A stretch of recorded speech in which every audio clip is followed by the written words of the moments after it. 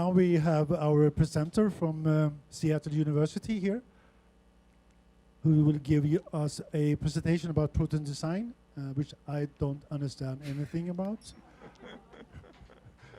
But it sounds super cool.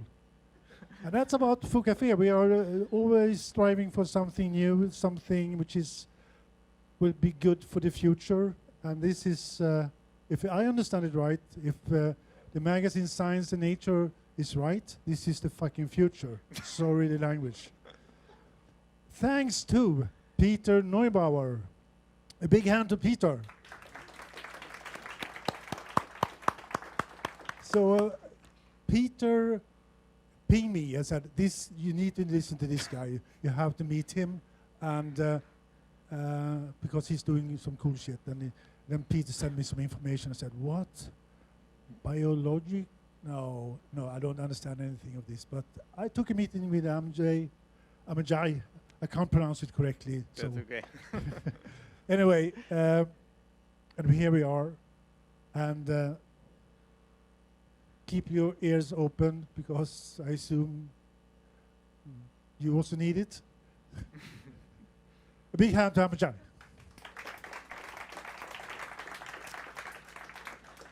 Right.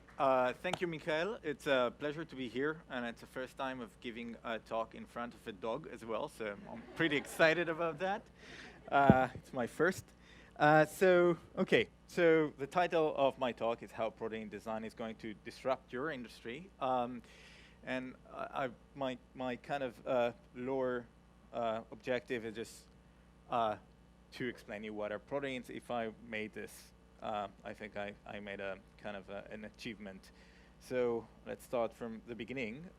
What are proteins? Perhaps I will say something about myself first. I'm a postdoctoral fellow in the Baker Lab, University of Washington, where I, mostly not with a robe or pipette, perhaps this is the way biologists are conceived. I'm mostly sitting on a computer and doing code.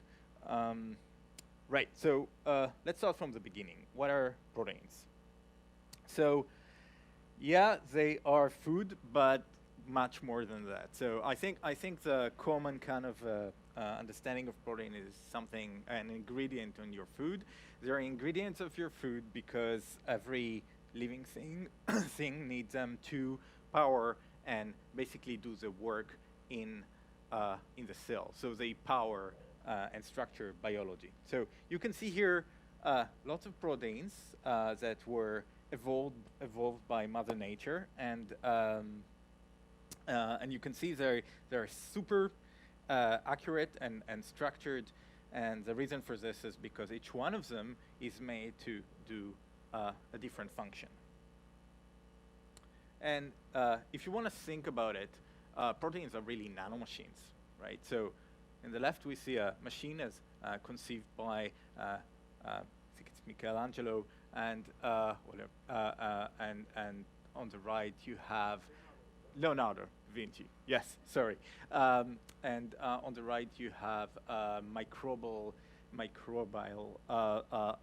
kind of propeller that is able to kind of push the bacteria in solution, and it's made of a lot of proteins that assemble to a larger structure, which provides bacteria with an ability to move.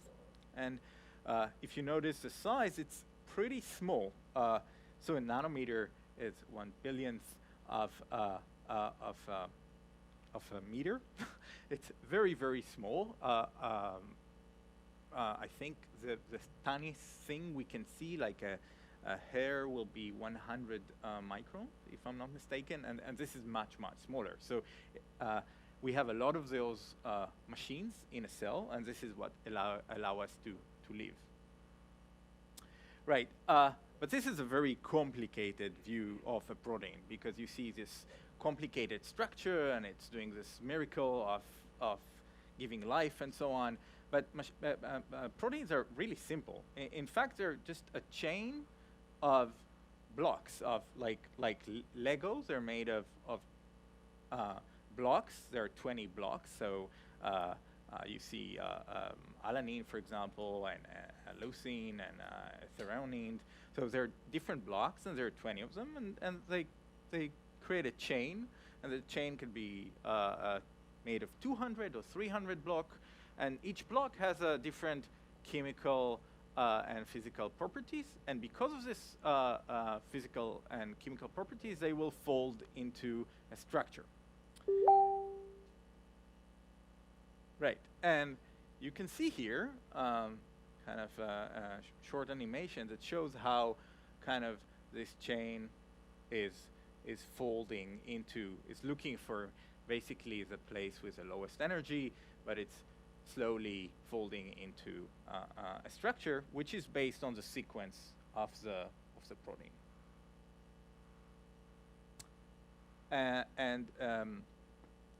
In the nano world, the function of these proteins is derived from the structure. So I made 3 samples of what I call native proteins, which are natural proteins, and how their structure is deriving function. So on the left, we see an antifreeze protein. It's coming from a beetle, and it's protecting it in cold days from freezing. It could probably also protect your beer if you forget it in the freezer from freezing. But the way it does it, it has a very unique structure that organize the water molecules, and then it has a very similar structure to ice, and then it's able to bind the ice and limit its growth. And this, in this way, it's kind of, the structure is related to the function. You see an antibody, you probably heard about antibodies because of COVID and so on. So this is an antibody that evolved to bind basically a chicken egg protein. Not very exciting, but anyway, this is an example of this.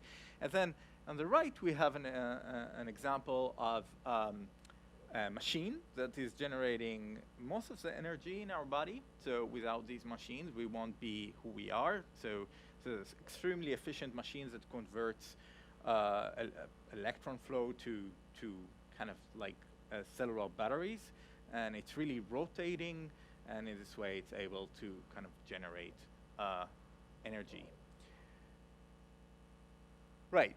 So I hope by now you kind of have an understanding of what are proteins, except being food, and you understand that they could be really useful for nature, for making life happen. But what is protein design?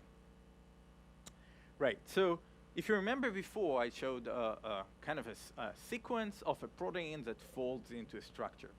But up until very recently, if I gave you a sequence of a protein, very few people, if at all, would be able to predict in an accurate way the structure.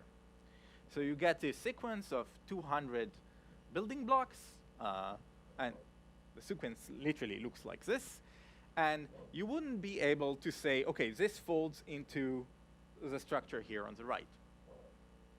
So this is named the folding problem, and scientists were trying to solve this problem for a very, very long time with some successes, but accuracy was always limited. So we couldn't go and take, let's say, a sequence of a bacteria in the deep sea and say, okay, this is a structure of the protein on these bacteria, because we didn't know to do this translation, right?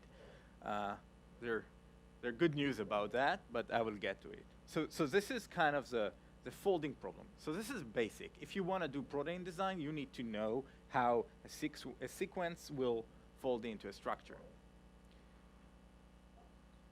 Yeah, sure. Because a different sequence will. So maybe I will repeat the question so everyone hears. So the question was, why does it matter to know how the protein folds? Okay, so let's say there are a number of reasons for this. First of all, let's say you're a clinician and you want to develop a binder for a protein on a virus. If you don't know the structure, you're unable to design something that will bind this structure. So that's first. And most of the time, most of the structures we have, if you go on databases, were experimentally proven. Now it's completely different. But up until a year ago, it was experimentally proven. So someone worked for 5 years in a lab, made a lot of the protein, crystallized it, got a paper in Nature, and published the structure of this exciting protein. So the work of multiple labs kind of aggregated into kind of a database where you hope that this mosquito or this bacteria had these proteins. So this is one thing, one reason why it's important. The other thing that if you want to design a protein, then you make a sequence, and then you want to know that it folds to the thing you want it to fold into, right? And like I said, structure dictate function. The more complicated question is, given that you have a structure, so let's say you decided that this is amazing structure and this is going to save the world from heavy metals in water. It's not, but let's say for the sake of it, this is a really important structure that you want to make. How do you predict the sequence that will fold into the structure? So this is kind of an opposite. Yeah, yeah. Just a question regarding sequence. Yeah. That's not the DNA sequence, so what type of sequence? Okay, so DNA, that's a good question. So DNA, I tried not to dive into this, but if the question came, so DNA derives RNA. So there is transcription, and you get an RNA sequence, and then the coding sequence will translate into this code, which is basically just a long chain made of blocks, and each block have different properties. So you see each character is just an abbreviation for a chemical compound. So A will be alanine, I don't know, C will be cysteine, and so on. So behind it is like the DNA sequence, which then gets translated. Yes. So when you hear a gene, someone say, mostly when you hear a gene, because there are exceptions to everything, but when someone talk about a gene, they talk about basically a sequence of DNA that eventually translate to RNA and then translate into protein. There are other things that DNA translates into, but mostly it's about proteins. Right, so again, going back to the design problem, so a structure can give us, we need to be able to say, we want this, okay, what sequence do I need to make this? And then obviously I can order the DNA and make it in bacteria or in yeast and so on. This is a more complicated structure because if you think about it, first of all, there could be multiple sequences that create one protein, and some of them can be good, some of them can be much better, so another level of complexity. And another thing is that you need to really understand that this is a structure you want, and this is a very, very complicated problem because we don't have intuition to this very, very, at least most of us, don't have intuition for the very, very small world, and things behave there really weirdly. So for example, I think if you would have asked people to think how a protein that inhibit ice growth looks like, I think very few people will guess that this is like the structure I showed you before. Okay, and like I said, things really changed recently, and this is probably the reason why I'm here. Because up until now, it was a very slow process. There was computational protein design. The lab I'm spending most of my day when I'm not in here in was working and making proteins before these breakthroughs, but the process was slow, and it was really hard, and it was tailored on specific scripts that were designed to make one protein. So really slow process that required expertise. But in 2021, there were 2 breakthroughs. It came in parallel. The left is Google. The right is Minkyang from my lab that now left to open her lab in South Korea. And basically, they use machine learning models to predict, to train them and predict from a given sequence, predict a structure. And this is a big deal because the accuracy of these models, definitely when you provide them slightly kind of a family of proteins, they know to predict protein in extremely good accuracy that sometimes outperforms even the experimental results. So this was crazy. And the speed of this is also quite amazing.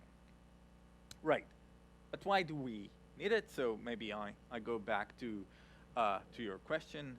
So first of all, we have very few experimentally proved structures. So let's say you want to save people in a developing country from mosquitoes that transfer a certain parasite. And you want to develop a protein that binds this parasite, but you're unlikely to find the smell receptor of these of this mosquito because no one was working on this mosquito. But now you can just go online and find the prediction because we have sequences for a lot of proteins. 200 millions were folded by Google recently. So you can just go to your protein, see the structure, design a binder, and find a solution for this mosquito. And what you see here is a model of a protein that nucleate ice. Bacteria use it to kind of break leaves and plants material. So they kind of elevate the temperature needed to make ice. And this way, they kind of damage the plants and able to eat them. So this is kind of a very sophisticated. It's also used in ski resorts in Dubai to make snow. Just saying. Yes. I don't know if anybody remembers, but PlayStation 3 era, folding at home. Do you guys remember that? Is that like one of the features? Right. I don't know what you refer to. There is a game called Fold It, which is run in our lab, and you can go to. Oh, yes. Sorry. Maybe I will repeat the question. Hello, everybody. So my question was, if you guys remember the PlayStation 3 era, there was folded at home, if I remember correctly, that you can, if you were not using your PlayStation, you can just set it running and folding proteins, different proteins, and sending the data. I don't know to whom we were sending the data, but we did something at least. We helped. You sent it to us. Yeah, in hopefully for Seattle. good reasons. So that was my question, if it was one of the foundations, because Yes. there's multiple projects. So about that's a that. good point. There is a game online you can go into. It's not. I mean, it's quite nice. It's cute. You can fold. You get a sequence and you start by you see the sequence and you try to use your own intuition to kind of fold the protein. And the idea was we have a very good machine learning model right here. So the idea was okay, we have parametric models. Let's use human beings to learn how they get intuition and about how to fold it. And there was a nurse in Britain that used to work in the middle of the night and she had amazing intuition on how to fold it. But this was before the age of machine learning. So unfortunately, computers are slightly faster than us. And yes. Yes. Sorry, folding at home was available on many platforms. It was crowdsourcing basically for doing computations. So you could have it as a screensaver on your computer and Yes. a lot of stuff. So yeah, but that was for trying to brute force with a lot of not so powerful pieces. I think I will make someone in my lab very happy after I tell him that so many people know Fold It. Yeah, but there were attempts to use our machine learning model to try to improve parametric model, but this is another level of speed and ability. And I'm going to show you now, and I have here the links if you want to go and look at structures or use the notebooks to fold your own sequences. Right, so I'm going to show you one application of the machine learning simply because it's short of time and I still have a lot of things to show. But if you're interested in more, there are going to be opportunities to learn more about it. So you know how you go into Google or another search engine and you kind of write a sentence and Google knows to complete your sentence before you even started. Well, you did started writing it, but you wrote a word or half a word and you already get your sentence. So this idea is that given certain amount of text, can we complete the rest of the sentence? Could also be maybe implemented into a protein. So let's say we have a protein and there is a part we don't like. The part we don't like is the part that we masked here with XXX. And we have on the left the sequence and the coordinates of the atoms of these amino acids, the building block of the protein. And the right, we have another part of it. In the middle, we have a question mark. So they're not connected.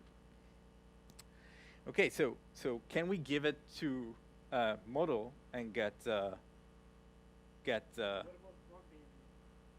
frog DNA? From Jurassic Park, yes. So, okay, here I played around before I came, it's literally before I jumped on my flight. I was thinking about all the crisis in, sorry, to mention it, but you know, east of Europe, and I was looking, well, do we have a protein that associates itself with uranium? So I found this a native one that you can see here in number 1, and then I said, well, can I take just the motif that binds a uranium atom here in 2? And then I said, well, maybe I wanted more than 1, so maybe I will take 3. And then I just gave it to the model and asked it to autocomplete and got 4, which is a complete protein. I'm not sure this will fold correctly, but given that I got 100 answers and I can make 100 proteins, then in about 20 minutes, I got from 1, which is a experimentally proven uranium binder, to 4, which is maybe a protein, but I have 100 samples of it, and one of them, based on our experience, is likely to have some affinity to uranium. So this was, I think, overall half an hour work.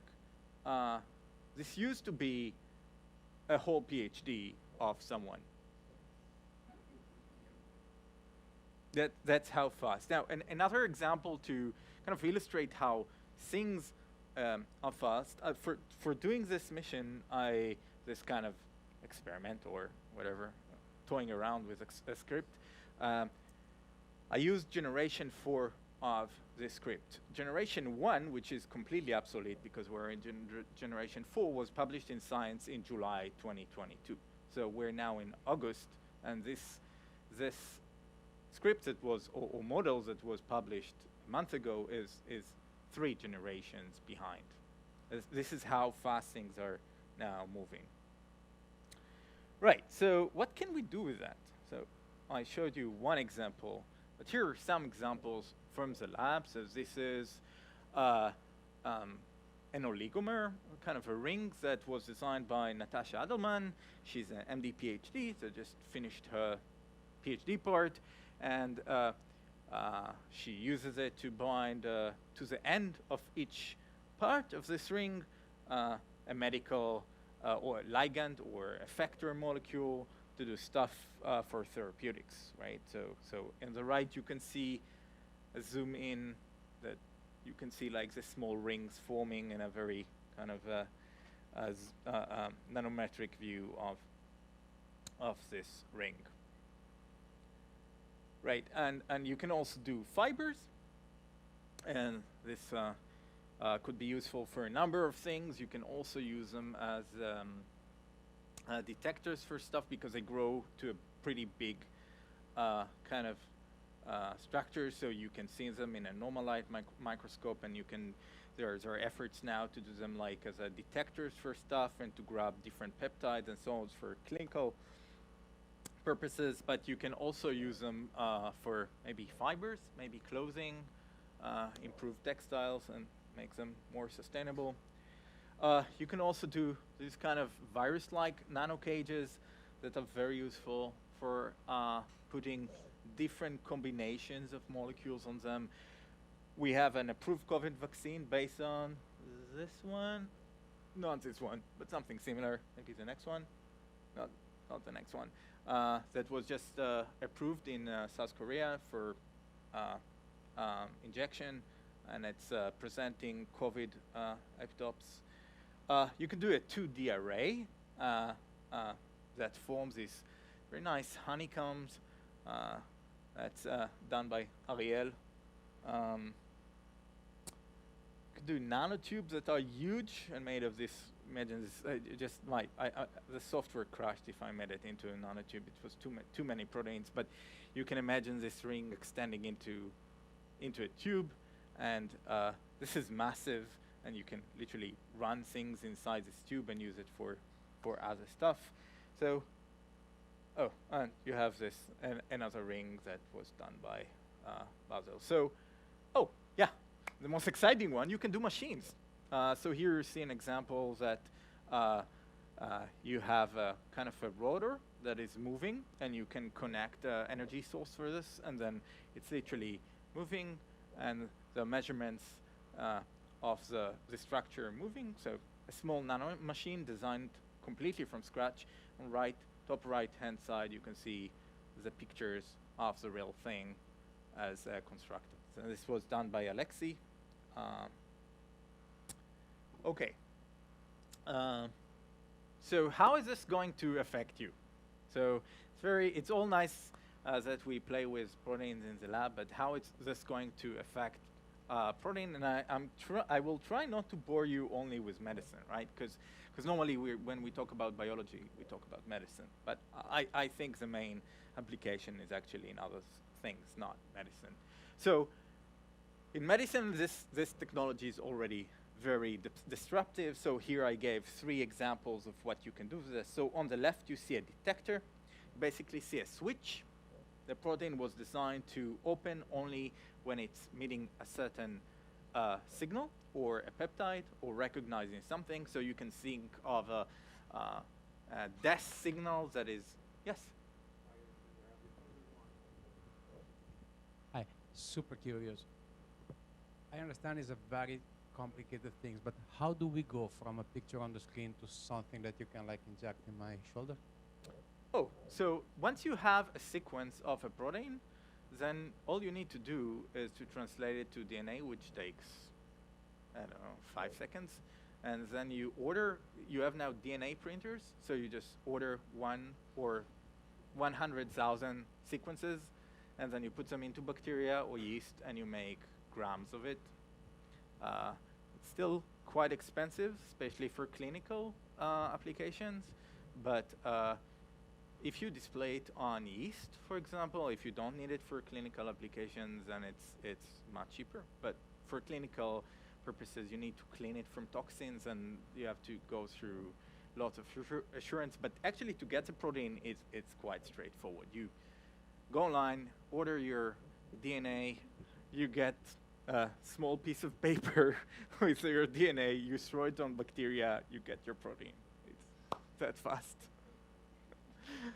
I'll try later on. Yes. I'm curious about how fragile the structure and in which environment it works. So, is it easy to break these proteins and these folds? Okay, that's actually a good question. So, proteins could be, like I said, you can have several sequences for a structure. A sequence will fold into one structure. Sometimes you can have a sequence folding for 2, but this is an exception. But mostly a sequence folds into one structure, but one structure could have a number of sequences. And you can tune the proteins to be very stable. So we have some proteins that you can boil and they stay stable, or you can leave on your table for a year and they will still stay stable. But some proteins will fall apart very quickly if you elevate the temperature. The main problem with physiological environment is other proteins that want to either attack or kill or destroy proteins, because we were evolved to attack anything that is slightly different from us. And yeah, there is this is the most evolved system in our body. However, you can even design the sequence to be very similar to human proteins. So you can take motifs only from human proteins when you are asking the model to kind of, when you design what called the loss function, you can ask the protein, like the model to generate the same structure, but only with human sequences. And then you reduce kind of immune problems. In terms of stability, you need to mostly design proteins that are super stable. Okay, so I will go quickly through those. So we have on the left a detector. So something that happens, you think about logic. So you can have an AND detector, an OR detector, a NOR detector. So you have an action happening only upon a certain signal. You can have this very efficient cage that you take an antibody, any antibody, let's say against COVID, you throw the cage component in pink, and they form like this monster structure with antibodies pointing from all direction, which in nature means that it will bind tighter to the target. Or you can design mini binder to almost any target and neutralize it. So you remember I mentioned that now you can find the smell proteins, smell kind of receptor of a mosquito in Africa. So kind of very quickly now you can design proteins that will bind it and neutralize it. And you can think about application of this for medicine. And here I said like the COVID mini binder here, I think it's an example. Right, but let's talk about other things because I guess most of you are not in biotechnology or medicine. So let's talk about something that is going to affect most of us, which is taste, right? I think most of us drink things, soft drinks, and not that healthy. So the way we make soft drink now is that we take water, we add sugar, and we add lots of other molecules that mostly our body is not familiar with, and it has different complication. Some blame it for a lot of weight problem around the world. And in nature, we have these native proteins that are sweet. They are giving exactly the same taste as sugar, but they're proteins. They're just faking sugar. They can even feel sweeter than sugar. We also have taste modifiers that will make you think you're drinking sweet when you're drinking sour, or drinking sour when you're drinking sweet. And this is done by nature. So now that we're able to create libraries of 100,000 proteins that bind in different kind of strengths to our taste receptor, or you can imagine smell receptor, although this is kind of a more complicated task, then you can combine these, do combinations to do different tastes. Now, I think to hit exactly the taste of an orange juice will be difficult, but why not just generating new exciting tastes with waters that are completely healthy? I mean, all you drink is water and a little bit of protein. So obviously there are other ideas in the food industry, right? I talked about the mosquitoes. So, you know, nowadays, kind of, if you grow vegetables in your garden, or you have flowers, or you're a farmer and you have your kind of field, you have a kind of 5-kilo hammer. You don't want insects, so you put this thing. At best, it will be organic, and it will kill everything, right? From bees to insects that we don't want them there. What if we make, instead of doing this, we just make proteins that kill or even deter specific insects that we don't want in the field?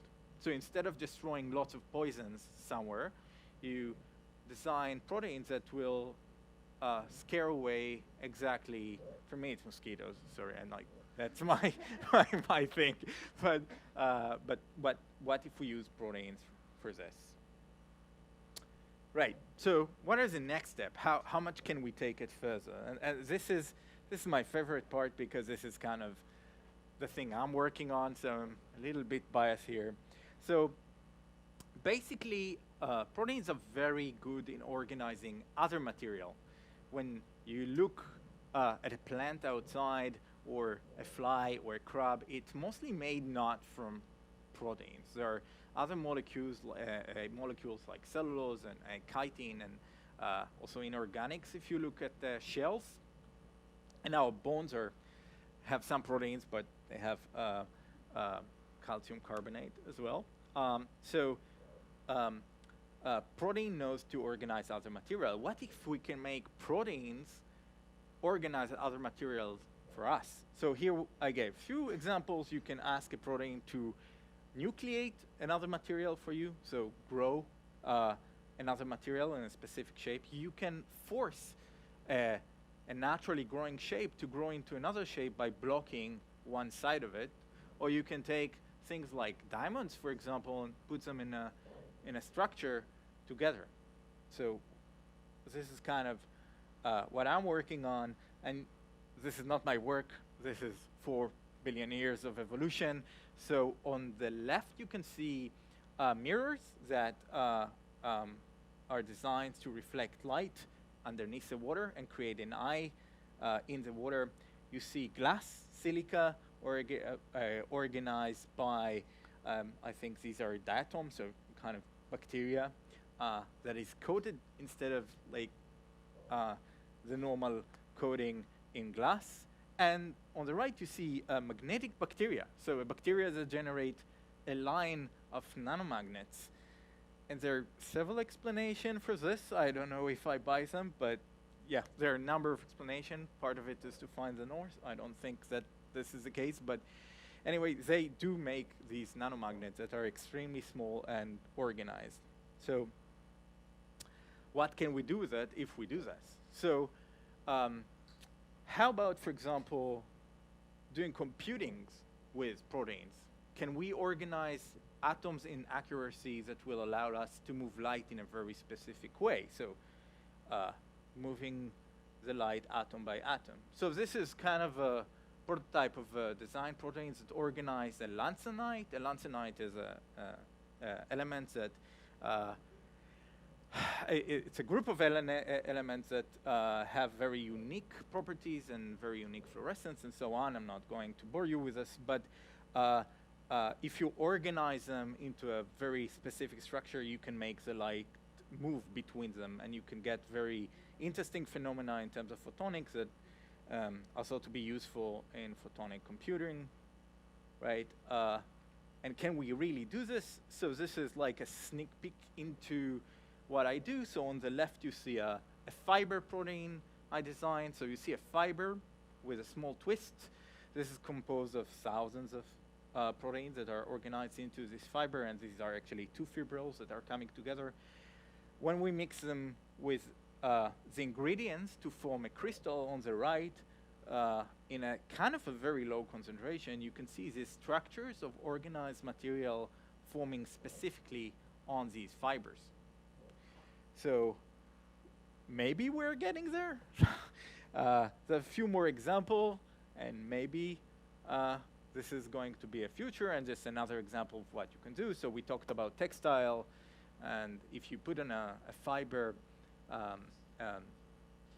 specific mineral, you can get really interesting properties. So this is just a joke, but if you add a certain compound, you can change the kind of the wavelengths by which heat is being irradiated and send your heat directly to space, which will be nice.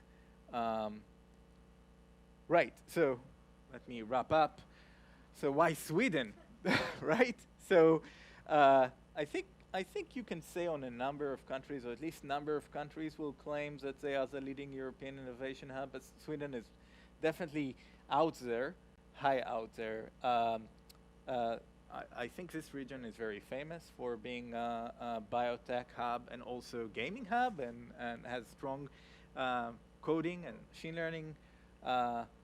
I think people here really care about transition towards a sustainable economy, which could be a very good reason to do things with proteins, because this is a way to do things that can break like in nature and be produced the same way nature is producing them. And finally, there is some very unique legal infrastructure in Sweden that means that if you're a small startup and you only have GPUs and a computer and you want to make a protein, then you can just talk to a professor over fika and start collaborating the next day. And this is very unique, because in other countries it will take you a year of negotiation with the university to do exactly the same thing. So if you're a group of developers, you can very quickly, and you have a great idea and you tested it, and online, like on your computer it's working great, you can move it to the lab very quickly. And this is unlike other places, which I think it's great. And thank you. Thank you to my mentor, David Baker, who practically invented the field of protein design, and all the teams that I showed some of the work. Peter and Pale Blue Dot that helped me to connect to people, and Foo Café, of course, and Michael, and that's it. And thank all of you.